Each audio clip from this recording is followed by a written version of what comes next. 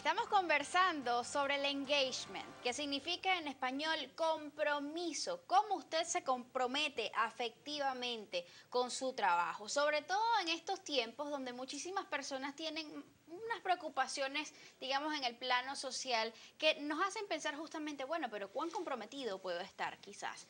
Dejamos en el aire la pregunta, o ya habíamos definido lo que era en sí el engagement, pero se nos quedaba un poquito por fuera todo lo que tiene que ver si esto es un constructo psicológico, si el engagement es algo puntual o se compone de diversos elementos. ¿Qué nos pueden decir al respecto? Mira, hay que entender según lo plantean los teóricos que están manejándolo, es un estado psicológico.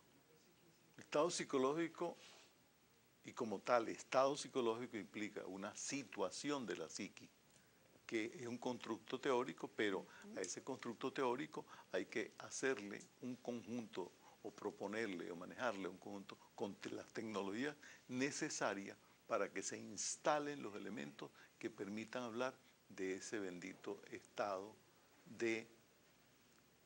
psicológico de bienestar. Ok. Okay. ¿Y hay un concepto, digamos, claro o único para esto del compromiso visto desde la psicología ocupacional o psicología laboral? ¿Hay Concepto una es... sola forma de definirlo?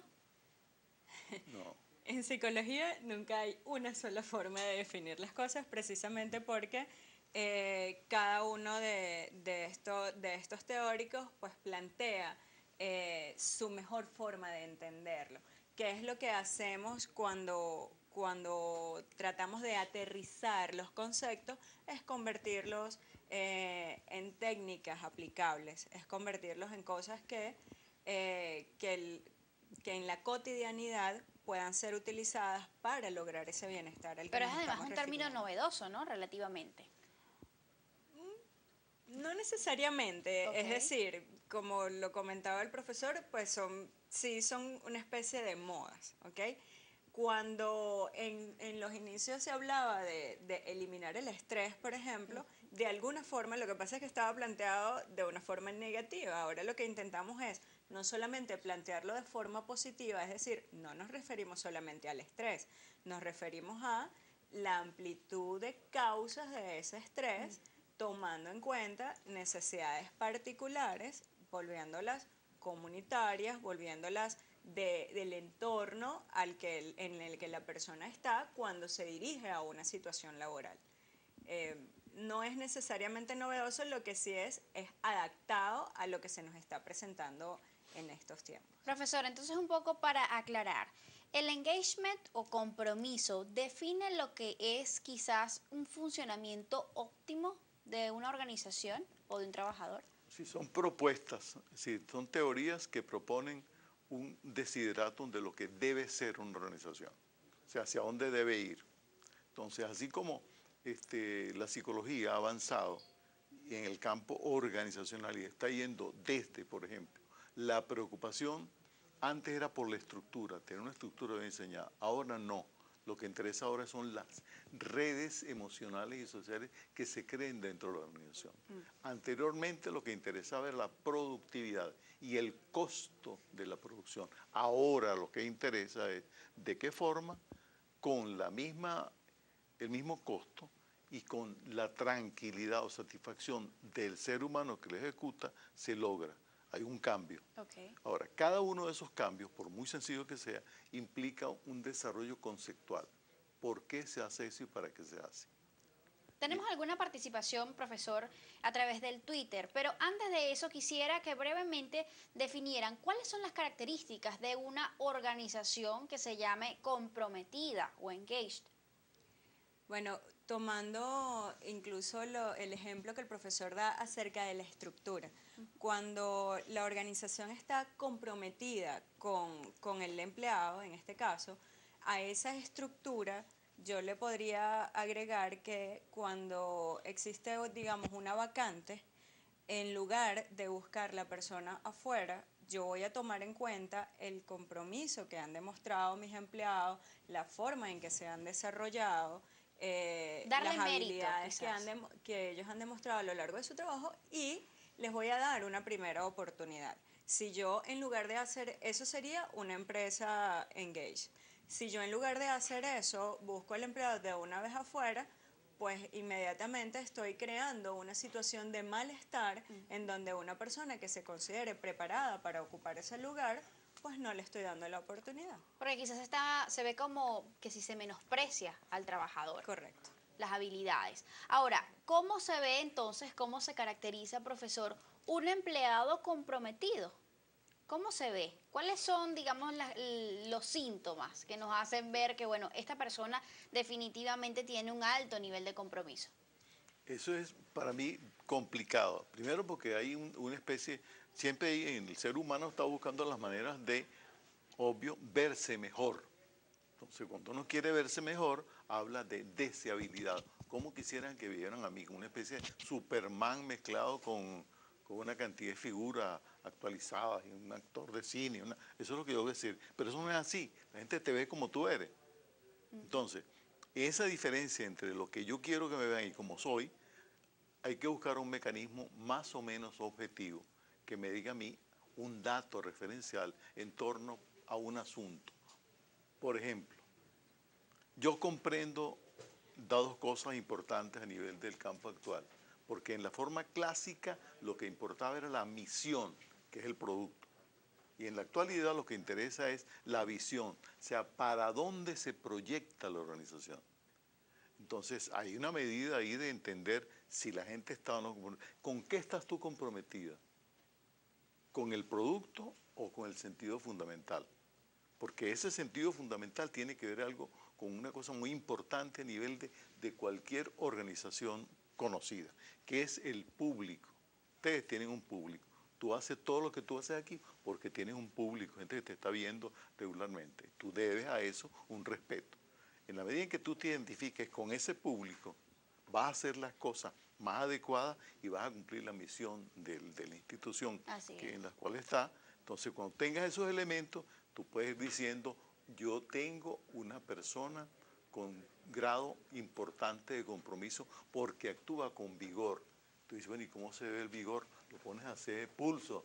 No, el vigor está con la seguridad, determinación con que lo hace, que la gente aparece al horario que se ha fijado y se ha comprometido a hacer, las tareas que tiene que hacer y la forma de presentarse. No es que llegue aquí, sino con por cierto, el aviso dice la elegancia, no dice la elegancia de Natalie, debe decir vestida y elegante. Pero hay que colocarlo. Entonces ese aditivo hay que agregar. Esos son los elementos que constituyen los que pueden factores para determinar si hay o no compromiso. Y además se ve cuando quizás, y yo lo he dicho ya muchas veces, soy afortunada de poder trabajar en lo que me gusta, pero pues esto viene dado porque, bueno, quizás no todas las personas tienen la dicha de decir, bueno, comenzó la semana y arrancas, ¿no? Con buena energía, como lo comentábamos antes. Sucede que quizás el trabajo se convierte en un reto más allá de una carga. ¿Eso también pudiera ser una característica de una persona comprometida?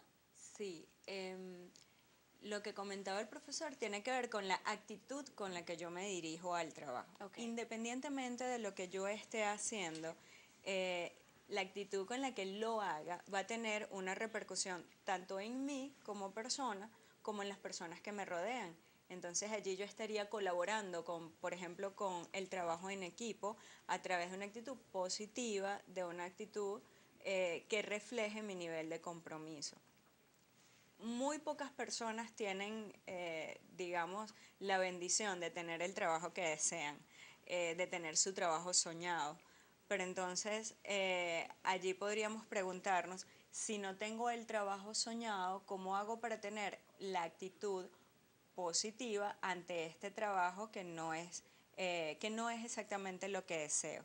¿Cómo me enamoro del trabajo que ya tengo? Eso es un gran reto. Eso es un reto, pero se logra precisamente a través de esa actitud positiva, de buscar cuáles elementos de ese empleo sí pueden gustarme. No me gustará todo, pero hay algo que sí me gusta. A lo mejor me gustan mis compañeros de trabajo, a lo mejor me gusta la visión de la empresa, a lo mejor me gusta que está ubicado cerca de mi casa. O sea, y hay que aferrarse a esas pequeñas cosas. Correcto. Hay algo que sí me gusta, de eso me aferro y es un peso que me quito de encima.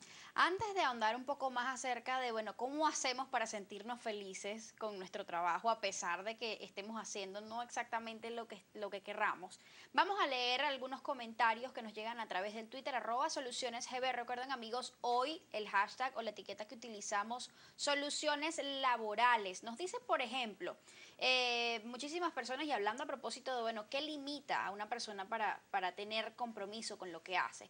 Él mismo todavía nos dice, he vivido en gobiernos de la Cuarta y esta revolución, pero nunca me había sentido tan incómodo como en este periodo. El plano social, lo que esté ocurriendo justamente en ese ámbito sociopolítico, influye muchísimo en cuán identificados nos estamos sintiendo con lo que realizamos para vivir. Hay una experiencia que comienza con un hecho un poco larga la historia, no lo voy a contar, pero más o menos así como que un señor se escapa a Alemania en 1941 y se tira un avión del ministro de Hitler y cae en Inglaterra. Y ese señor nazi se pone en contacto con un señor, él se llama Rudolf Hess. Hess se pone en contacto con Res, que es un investigador, un médico que contrataron para que dijera si él estaba loco o no estaba loco. Ese tipo era especialista en mecanismos de comunicación. Y esa unión de Res y Hess funda el Instituto Tavistock, a donde está discutiendo ese tipo de temas.